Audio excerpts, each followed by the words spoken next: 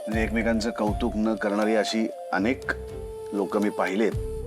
काय होतं, मला असं वाटतं की लग्नानंतर ना तुम्ही त्या व्यक्तीला गृहीत धरायला लागता. तुम्हाला असं वाटतं की आता ही व्यक्ती आहेच की माझ्या आयुष्यात, कुठे जाणार आहे, आणि मग तुम्ही विसरून जाता. त्या व्यक्तीला थँक्यू म्हणणं विसरून जाता, त्या व्यक्तीच्या छोट्या छोट्या गोष्टीतलं कौतुक करणं विसरून जाता.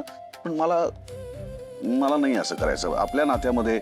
मला हे असं तुम्हाला गृहीत नाही धरायचंय. पण आपल्या दोघांमध्ये असं कधीच नाही होणार. नाही, कॉन्फिडन्स चांगला आहे तुमचा. पण स्वानंदी मॅडम, आपण कसं रोज व्यायाम करतो, आपण म्हणजे मी नाही, तुमच्यासारखी लोक कशी रोज व्यायाम करतात ना, तसं मला रोज तुम्हाला सांगायचंय की माझं तुमच्यावर खूप प्रेम आहे. तुमच्या छोट्या छोट्या गोष्टींचं मला कौतुक करायचं आहे. तुम्ही आपल्या संसारात रोज जे नवे नवे रंग भरता ना, ते मला पाहिजेत. रोज रोज असं बोलायला लागलात तर मग कंटाळून झालं तू. अजिबातच नाही कंटाळून जाणार. आजी म्हणते ना की नात्याची वीण आहे ना, ती अशी रोज आपल्याला विणावी लागते. एकदा विणून ती संपत नाही. तसं आहे माझं. अरे बापरे, तुम्ही परत रडताय? अहो, मी काही चुकीचं बोललो का? चुकीचं काही वागलोय का? मग तुम्ही रडताय का? मग अहो, माझा नवरा खूप चांगला आहे आणि मी खूप भाग्यवान आहे.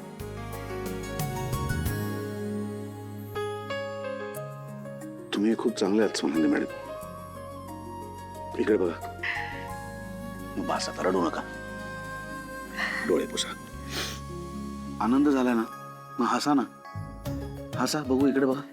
हसा अजून अजून मोठ्यांदा. बघू कशा हसता. बघू ना कशा. अहो, असं काय करताय? हसा ना.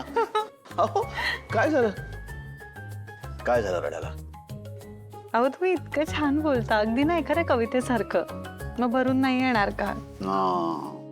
पण मग आता तुम्हाला हसवण्यासाठी काहीतरी केलं पाहिजे. काय करू मी जोक सांगू का तुम्हाला? का मी कवायत करून दाखवू, डान्स करून दाखवू का? मी काय केलं ना तुम्ही हसाल स्वानंदी मॅडम? सांगा काय? बास करावं राजवाडे, आता पुरे. अरे बापरे, आता तुम्ही खरंच चिडलात माझ्यावर. आता मला परत काहीतरी विचार केला पाहिजे स्वानंदी मॅडम. काय करू सांगा? हेच काय? इथे चुकताय तुम्ही. म्हणजे काय आहे, तुम्ही कधीपर्यंत हे मॅडम मॅडम मॅडम करणार आहात? मी काय टीचर आहे का तुमची मॅडम म्हणायला? काय ग, हे कुठे चालली आता फिरायला? अदिरा, बाळा, अगं असं काय झालं? आय एम सॉरी बाबा, मला आता नाही बोलायचं. I just need some space. Space म्हणजे रात्रीचं कुठे? हे बघा बघा बघा, बघितलं? हे काय आहे, रोहननं ना हिला डोक्यावर चढवून ठेवलंय. ते परिणाम आहेत सगळे. तू जरा शांत राहशील का? रात्रीचं जायची हा, गरज जरा आहे? जरा गप्प बस. कळत काय नाही. रे रोहन, ही अशी तडकाफडकी का निघून गेली? मी तुला सांगितलं होतं ना, तू तिच्याशी बोल व्यवस्थित. ऐका ना, मी खरंच मस्करी करत होतो तिची. पण बघा ना, तिने किती किती सिरियसली घेतलंय सगळं. तिला एवढं चिडायला काय झालं? काय गरज काय होती? डोकं शांत ठेवलं असतं तर काय बिघडलं असतं का? उगाच आगीमध्ये तेल ओतू नकोस हा. कुठे आगीत तेल? मी यानं मस्करी करायची आणि तिनं शांत राहायचं. असं होत नसतं. ते नवरा बायको आहेत आणि नवरा बायको मध्ये अशी भांडणं होत राहतात. रोहन, आमच्या दोघांची किती भांडण होतं तुला माहितीये? तुम्ही किती टोकाचं बोलता मला. पण मी काय असं घर सोडून जाते काय? असं जात नाही काय कोणी. उलट मीच नेहमी नमतं घेत असते. पण तुमच्या सुनेमध्ये ना तंतूभर पण सोशिकपणा नाहीये. बघितलं त्यांना कशी तडतड निघून गेली. असं का नाही, मला राग येतो असं सगळं काय. बस कर ग, बस कर. मला कंटाळा आला या घरातल्या कटकटींचा. मला प्लीज थोडी स्पेस हवी. अरे बापरे, तुम्ही खरंच चिडलात? नाही, मला मान्य आहे, तुम्ही टीचर नाही आहात माझी. मग? तुम्ही बायको आहात. काय मॅडम मॅडम मॅडम मॅडम लावलेलं असतं? अहो, पण आपण भेटलो तेव्हापासून मी तुम्हाला स्वानंदी मॅडमच म्हणतोय ना. हो, पण आता तेव्हाची गोष्ट वेगळी होती ना. आता लग्न झालंय आपलं. हो, झालंय, ते तर आहेच. आणि मग लग्नानंतर मी एकदा तुम्हाला काहीतरी विचारलं होतं, आठवा बरं? हो, तुम्ही मला तेव्हा शुक असा हाक मारून बोलवलं होतं. कारण तेव्हा मला कळत नव्हतं की मी तुम्हाला एक्झॅक्टली काय म्हणायचंय. मग नंतर आपलं डिस्कशन करून ठरलं की मी तुम्हाला राजवाडे म्हणणार. करेक्ट ठरलं. मग तसं तुम्ही पण मला काहीतरी दुसरं म्हणा ना. अहो, दुसरं काही कशाला? काय हवंय? किती चांगलं नाव आहे तुमचं, स्वानंदी. एक्झॅक्टली, हा स्वानंदी. हा. त्याच्या पुढे मॅडम कशाला लावायचंय तुम्हाला? हे असं मॅडम मॅडम नका करत जाऊ. एक तर मलाच ऑड वाटतं आणि कोणी ऐकत असेल ना तर लोकही हसत असतील आपल्यावर. अहो, पण आता काय करू मी? मला सवय झाली तुम्हाला स्वानंदी मॅडम म्हणण्याची. स्वानंदी मॅडम सतत गोळ्या घेण्याची, व्यायाम न करण्याची, ती सर्दीने काहीतरी त्रास होतोय म्हणण्याची पण सवय होती ना तुम्हाला. मग सवयी बदलल्या जाऊ शकतात. आज आहेत ह्या सवयी नाही आहेत का? कारण आपलं नातं खूप बदललंय. पॉइंट आहे. एक सुचवू शकते मी तुम्हाला.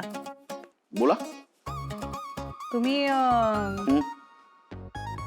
मला बायको म्हणता ते खूप आवडतं.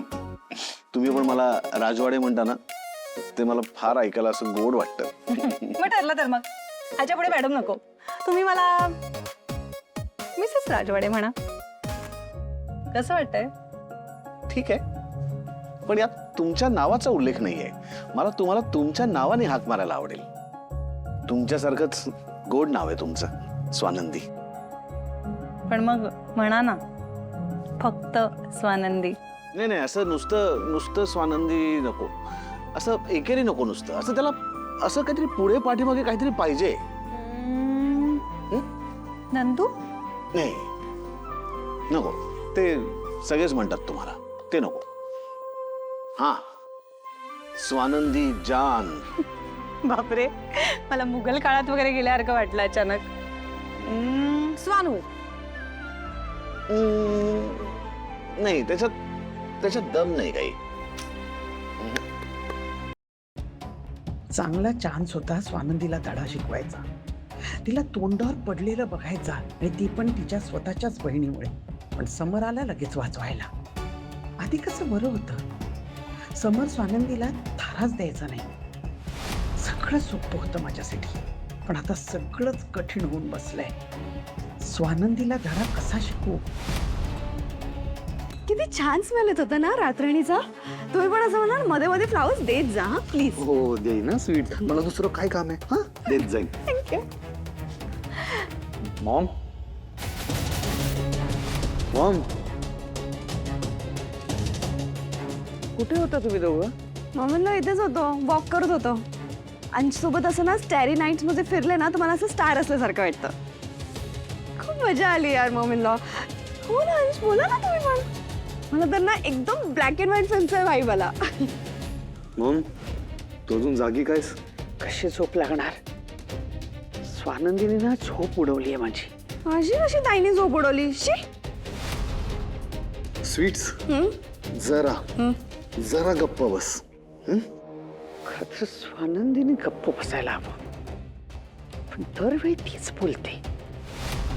तिला शिक्षा व्हायला पाहिजे. हो ना, झोप तर तिची उडाली पाहिजे.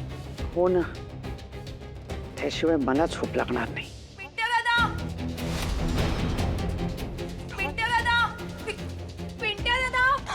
अधीरा, डॉल,